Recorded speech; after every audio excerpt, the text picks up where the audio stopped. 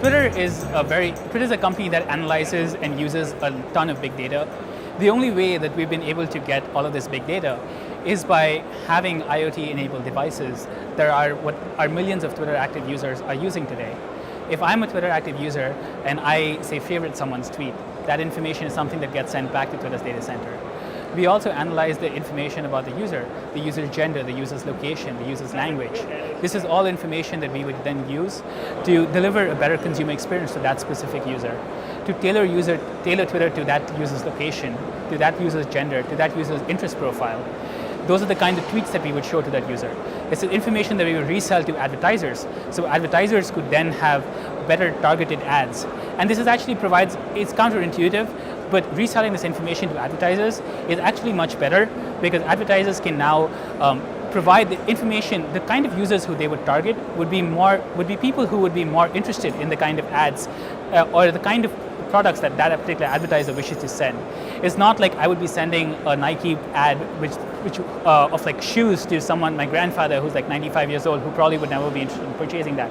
But that ad might go to someone who is a young 25-year-old who might be interested in sports. And so it's a much better targeted ad that is only possible because of the Internet of Things and us getting useful information about the user back into our data centers that we can then analyze and act upon.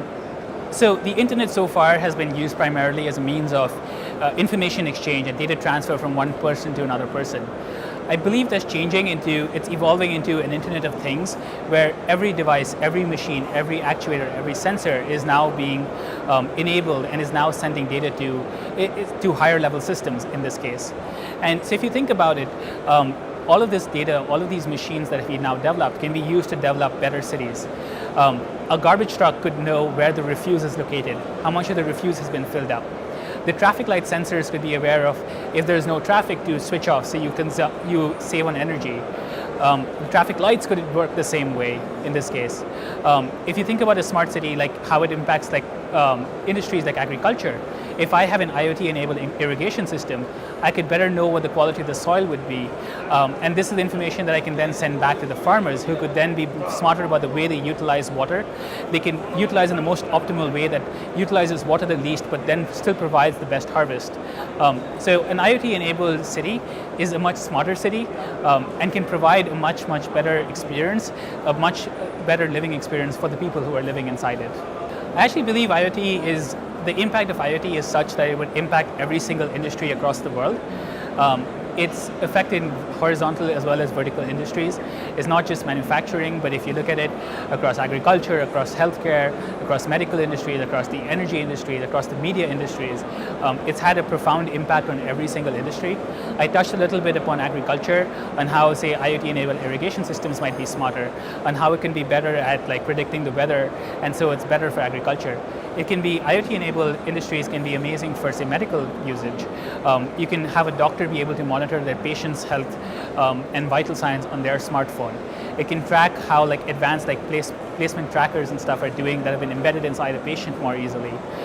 It can have profound impact across the media industries like Twitter, where we can target users better and provide a better consumer experience because of data that users are sending back into Twitter.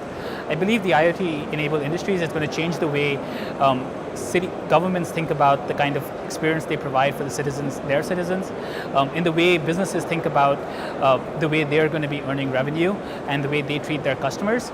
I believe the impact, it won't be limited to a few industries. It's going to affect everyone across the world. So there are obviously, I think consumers obviously play a big role because if Twitter is very strict about the way it collects data, it will only collect data if an advertiser or if a user strictly agrees to provide that data over to Twitter. So it depends upon users being willing to share their data and being willing to have that level of transparency with businesses who have the best interests of the user at their heart, who are trying to provide the best consumer experience, who are trying to provide the best advertiser experience for their advertisers. And that's a role that is played by consumers. And as the world changes, I feel that users are becoming more amenable to this. It's a trend that I have been seeing.